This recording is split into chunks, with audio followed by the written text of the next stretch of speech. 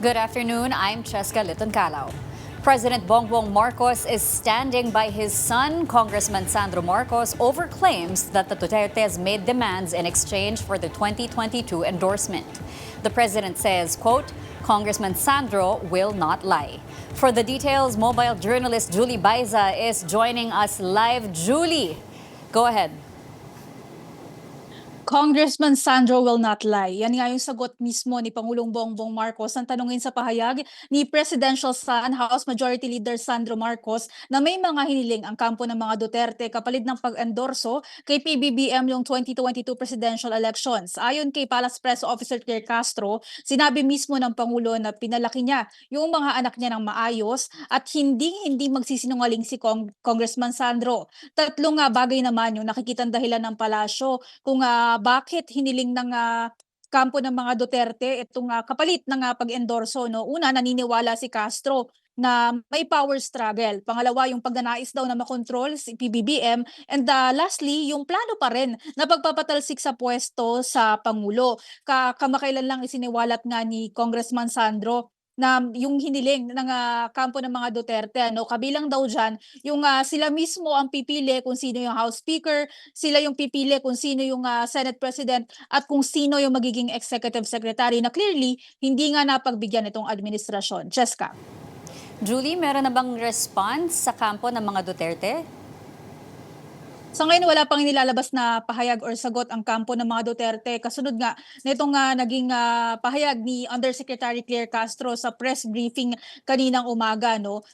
Isa pa, Cheska pala, sa nabanggit din ni Congressman Sandro kanina is he saw it coming. Yung pagkakawatak-watak kumbaga ng tinatawag na unity team noong 2022. Ang sabi ni Castro, kaya daw nila sinasabi na power struggles kasi may mga grupo daw na gusto talagang manatili sa pwesto at kontrolin ng Pangulo at dahil nga hindi pinayagan, hence nagkawatak-watak yung unity.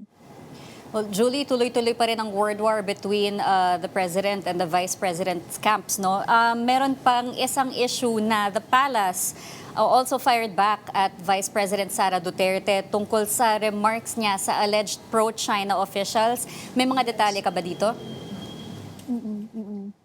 Nasabi kasi ni Yusek Castro kanina, natatawa daw siya doon sa mga naging pahayag ni Vice President Sara Duterte na maaaring maging quote-unquote suspect si President Bongbong Marcos hanggat wala daw na inilalabas na listahan si Defense Secretary Gibo Chodoro nung mga sinasabing pro-China officials. Ang sabi ni Castro, marami na raw yung umahanga sa paraan ng Pangulo sa pagsusulong ng interes ng bansa at ng sovereignty ng Pilipinas, lalo na pagdating sa usapin ng China. Kaya per her, nakakatawa raw yung mga nagiging pahayag niyan. Isa pa, wala din naman daw sinabi si Secretary Gibo Chodoro, or hindi naman siya nag-name drop ng kahit sino doon sa sinasabing pro-China, list ng pro-China officials. So bakit daw ang bilis na mag-react ng Vice Presidente? Julie, of course, marami tayong mga kababayan na naapektuhan sa current weather conditions, mga nag-evacuate, mga nahihirapan na ngayon. May mga nasabi na ba ang Malacanang kung ano ang mga priorities tungkol dito? Kanina umaga pa lang, pinulong na ng Pangulo yung NDRRMC at saka yung mga miyembro ng gabinete para daw siguraduhin na mabibigyan ng tulong lahat ng mga apektadong residente. Kabilang nga nandyan sa meeting kaninang umaga si DSWD Secretary Rex Gatchalian, who reported na nasa 2,070 barangay yung apektado ngayon ng habagat at mga pag-ulan. So nasa 1.3 million individuals yung affected at sa ngayon meron naman daw sapat na supplies ang DSWD. Meron silang naka-ready na 4.980 million family food packs sakali nga kailanganin or mag-request. Yung mga request daw ng bawat LGU pinagbibigyan nila basta mga vetted or na-validate na request. Aside from food packs, namimigay din ng assistance ang DSWD para naman sa mga damaged houses o yung mga nasiraan ng tahanan. Bukod sa DSWD, ang DPWH kumikilos na rin daw 5 bagay yung tuloy-tuloy nilang ginagawa. First is the dredging and cleaning ng mga waterways. Pinapalawak din yung mga drainage pipes at make sure na gumagana lahat ng pumping stations dito sa Metro Manila. So kapag meron daw mga pumapalya, gaya nung nangyari doon sa Marikina, agad silang nagde-deploy ng mga mobile pumping stations. Dahil nga DPWH na pag-uusapan na rin yung flood control projects, continuous daw yung pag-audit ng different flood control projects, not just in Metro Manila, pero pati sa probinsya. At kapag may mga nakikitang mali, kailangan daw sabayan niya ng pagsasaayos para nga ma-make sure na hindi na magbabaka ulit sa bansa.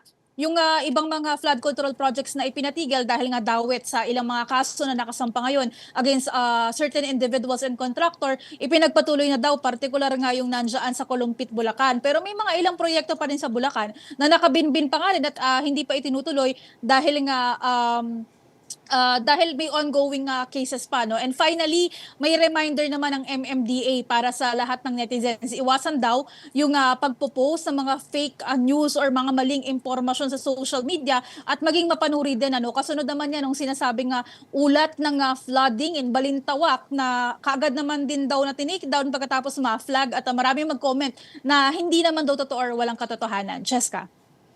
All right, thank you, mobile journalist Julie Baiza. More stories when One Newsfeed returns.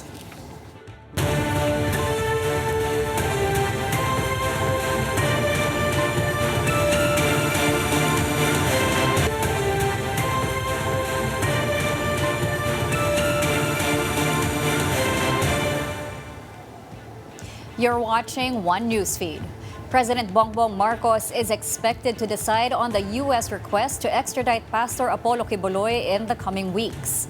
Palace Press Officer Claire Castro said the government still has to carefully study the request, including its implications on Quiboloy's pending cases in the Philippines. According to Castro, the Philippines-U.S. extradition treaty provides guidance on how the government may proceed. Either manatili dito si Pastor Quiboloy habang dinidinig ang kaso dito sa Pilipinas, pero pwede na temporarily ma-hold, ma-suspend ang kaso dito at magkaroon ng extradition at maipadala si Pastor Quiboloy sa US. Meanwhile, the health department has a new chief less than a month after Dr. Brix Pujalte took office. President Bongbong Marcos has appointed PhilHealth President and CEO Dr. Edwin Mercado as Health Secretary. Malacanang said Pujalte resigned due to health concerns. Recall that Pujalte had also recently faced an ombudsman complaint over the alleged delay in the procurement of tuberculosis medicines. He was appointed DOH Secretary only last July 13. In corporate news, Tycoon Ramon Ang is now a major shareholder in the Lopez family's holding company. Ang acquired a 25.7% stake in Lopez Incorporated from the family branch of Eugenio Gabi Lopez III. The investment was made in Ang's personal capacities through his wholly owned holding company. The value of the deal was not disclosed. Ang noted that the Lopez family branches that retain the controlling majority will continue to lead the group. The southwest monsoon continues to batter parts of Rizal with heavy rains causing flooding and disrupting communities over the weekend and into today. What's the situation on the ground now, and have floodwaters started to subside? Mobile journalist Jazz Paredes joins us live from Rizal. Jazz, kamusta na ang sitwasyon dyan ngayon? Yes, Seska, sa mga oras na ito ay pabago-bago pa rin yung lagay ng panahon, Seska, no? Sa ating buong araw na pagbabantay, may mga araw o may mga oras na lumalabas ang araw, mainit at mataas ang sikat ng araw. Pero kung makikita nyo ngayon, Seska, ay bumubuhos na naman ang ulan. Although hindi na siya ganun kasing lakas, kagaya ng mga nauna natin noong red rainfall warning, ay bahagya namang nag-subside. Pero dito sa aking kinatatayuan, ito yung Sala Dam, na kung saan ito binubuksan yung water gate sa Baras River at nananatili namang mababa yung level ng tubig. Kumbaga, hindi pa tayo maabot doon sa yellow and orange na level ng tubig.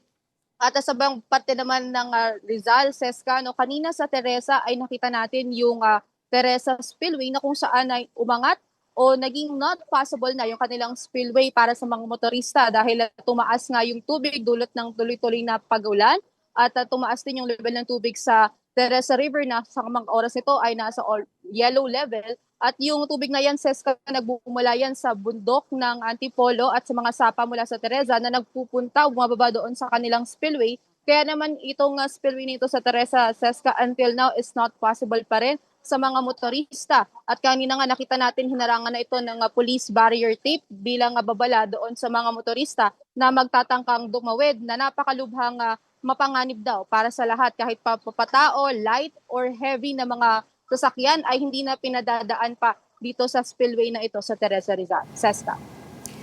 Jazz, kanina may nakita kami mga tao sa likod mo.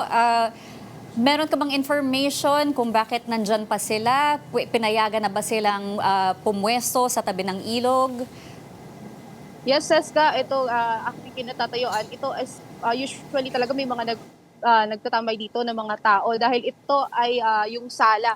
Usually sila na rin yung nagbabantay. Parang kumbaga yung mga kabataan dito, ang ginagawa nila ay nagla-live sila dito sa Facebook. Tapos nagiging source na rin ng information sa mga taga dito. Pero so far ngayon, Seska, wala pang abiso mula sa municipality ng Baras kung pinagbabawalan na bang munang magstay dito sa bahaging ito ng Sala Dam. Dahil nga until now ay mababa pa naman yung level ng tubig, wala pa tayong inaasahang mga alerts. Pero usually talaga, Seska, dito sa bahaging ito ng Baras Rizal, usually kapag tumaas ang tubig, inaabangan din dahil minsan may mga tumaharang na mga malalaking obstruction dito sa may gates. Kaya naman nakaantabay din yung kahit itong mga residents lamang in case nga na may humarang, nakaantabay sila para tumulong doon sa clearing operations na rin ng BFP. Pero sa ngayon, Seska, maayos at mapayapa pa ang lagay ng tubig at ng ilog na ito. At makikita natin yung iba, naglumalangoy pa sila dyan at nagkumukuha pa ng isda dahil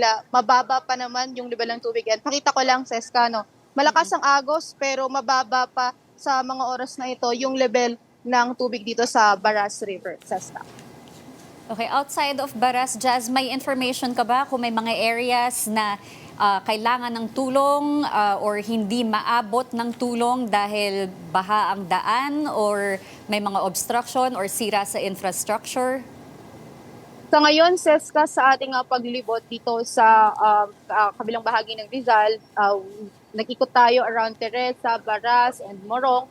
At sa ating pag-iikot, so far, Seska, itong portion na to ng Rizal, ay ang nakita lang natin na obstruction or yung mga nahihirapang dumaan ng mga motorista, ito nga sa spillway, particular sa Barangay Dalig, sa Quarry, sa South Quarry, sa Teresa Rizal. Habang doon naman sa Morong Rizal, kanina, Seska, may pinuntahan tayo doong isang community na kung saan yung kanilang bahay ay pinasok ng hanggang tuhod na baha. Although pumunta tayo doon, Seska, nakapaglimas na sila, ay humingi sila ng konting tulong dahil yung kanilang hanap buhay ay naapektuhan. Dahil nga malakas ang ulan at bumabaha, ay hindi na pupuntahan yung kanilang pwesto doon para mabenta yung kanilang mga pinagbebenta na yung sole source of income nila. So far, Seska, binabantayan din natin yung ibang parts ng Rizal, particular sa Rodriguez and San Mateo, which ngayon lamang sa kabababa lamang na rainfall warning ay nakataas ang red alert. Alam naman natin, Seska, na yung Wawa Dam ay isa rin sa ating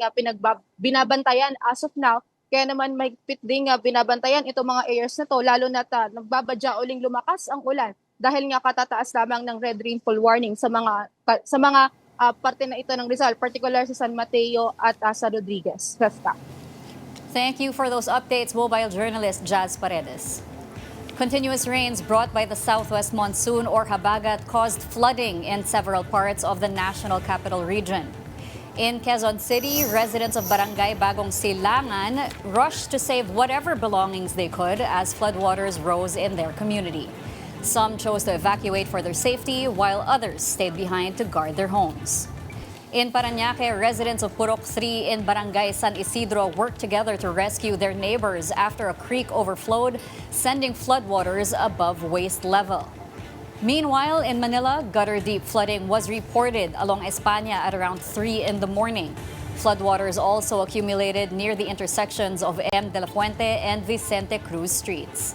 Heavy rains were also seen along Taft Avenue in Malate in the early hours of the morning. And in neighboring Las Piñas, parts of Tuazon along Zapote Road were submerged, forcing residents and motorists to make their way through the flooded streets. Damage and losses to agriculture from tropical cyclones Luis and Maymay, along with the enhanced southwest monsoon, have now reached more than 135 million pesos. The Agriculture Department says more than 6,000 farmers have been affected, with over 4,500 hectares of farmland damaged across 5 regions. Losses include rice, corn, high-value crops, and livestock, as well as damage to farm infrastructure, machinery, and equipment.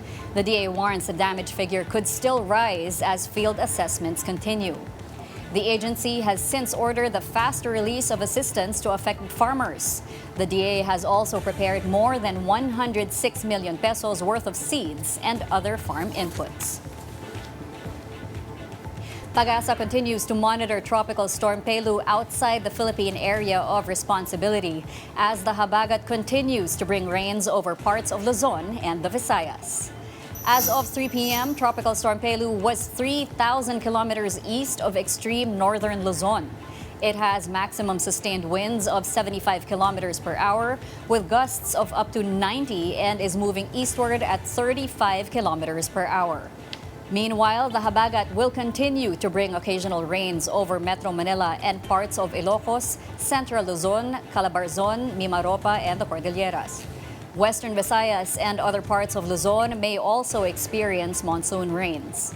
The heaviest rains through Tuesday noon are forecast over Benguet, Zambales, Bataan, and Occidental Mindoro. Metro Manila and several other provinces in Luzon are also expected to see significant rainfall. Residents are advised to watch out for possible flash floods and landslides. The MMDA is urging the public to remain vigilant against false information online, especially with regards to flooding reports on social media. MMDA Chair Romando Artes issued a reminder after a post claiming that floodwaters in Balintawak had already reached dangerous levels went viral. Artes says the claim was false, with several netizens who had recently passed through the area also calling out the post. The person behind the post has since taken it down. The MMDA is urging the public to rely only on trusted sources for updates as the country continues to feel the combined effects of tropical storms Luis and Maymay and the southwest monsoon. In fact, yung isa nag-post, pinake down na po niya kasi marami pong nag-comment doon sa kanyang post na hindi totoo yan, kadadaan ko lang dyan. Marami pong nag-post ng ganoon. So sana po yung ating mga kababayan iwasan yung pag-post ng fake news, maging mapanuri doon sa kanilang sinishare para po hindi rin magdulot ng kalituhan sa ating pong mga kababayan. The Department of Public Works and Highways and the Metropolitan Manila Development Authority continue clearing operations at a collapsed wall along EDSA Ayala in Makati. The operation began Saturday night, August 8, as crews worked to clear debris and restore traffic flow in the area. Public Works Secretary Vince Dizon and MMDA General Manager Nicolas Torre III visited the site. Dizon said the incident will be investigated, including the materials used in the retaining wall. He said initial findings showed the wall used tubular steel and drywall materials instead of steel and concrete.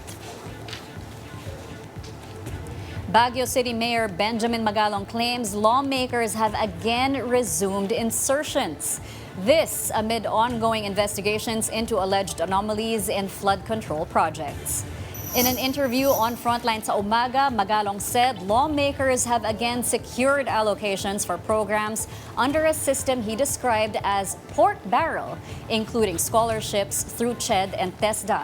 He also claimed that such insertions have contributed to delays in the construction of school buildings. The Baguio City Mayor also finds it, quote, frustrating and very disappointing that investigations into alleged anomalies have so far involved few lawmakers. Filipina tennis star Alex Ayala's run in Toronto ends in the round of 16. She was eliminated from the Canadian Open after losing to Switzerland's Belinda Bencic. Bencic dominated the match, defeating the Filipina 6-4, 6-love to advance to the quarterfinals.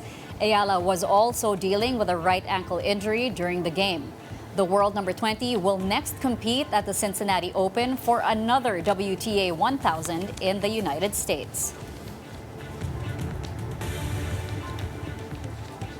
Before we go, we'd like to congratulate One News anchor and newsfeed host Denise Tan on her marriage. Denise married her partner Onyong Maglaya in a ceremony at the Manila Cathedral on August 8. Congratulations, Mr. and Mrs. Maglaya. That wraps up One Newsfeed, the only feed you need. I'm Cheska Calao. Good evening.